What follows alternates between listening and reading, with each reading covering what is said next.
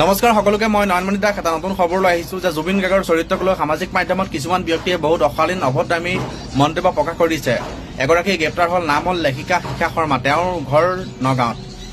অকল লেখিকা শিখা শৰ্মাই নহয় যে নিৰুপমা শইকীয়া, সুকন্যা শইকীয়া, অপূৰ্ব ৰাজবংশী এইসকলেও জুবিন গাৰ্গৰ চৰিত্ৰক লৈ, জুবিন গাৰ্গৰ পত্নীক লৈ অৰ্থাৎ জুবিন গাৰ্গৰ ভগ্নীক লৈ কিছুমান অশালীন অভদ্ৰামী মন্তব্য সামাজিক মাধ্যমত প্ৰকাশ কৰা দেখিবলৈ পোৱা গৈছে। অৰ্থাৎ এওঁলোকৰ ওপৰত অসম চৰকাৰৰ মাননীয় মুখ্যমন্ত্ৰী হিমন্ত বিশ্ব শৰ্মা ডাঙৰীয়া, অসম আৰক্ষী সঞ্চালক প্ৰধান হৰমিত সিং ডাঙৰীয়াই ব্যৱস্থা লোৱাটো উচিত আৰু ইয়াৰ ওপৰত কঠোৰতকৈ কঠোৰতম ব্যৱস্থা গ্ৰহণ কৰিব লাগে। কাৰণ এজন মানৱৰূপী ভগৱানৰ পত্নীক, ভগ্নীক আৰু তেওঁক অৰ্থাৎ তেওঁৰ চৰিত্ৰক লৈ অশালীন অভদ্ৰামী মন্তব্য কৰাটো আমি কেতিয়াও মানি ল'ব নোৱাৰোঁ আৰু আমি অতি দুখ পাইছোঁ। যাতে এওঁলোকৰ ওপৰত অতি সোনকালে ব্যৱস্থা গ্ৰহণ কৰিব লাগে।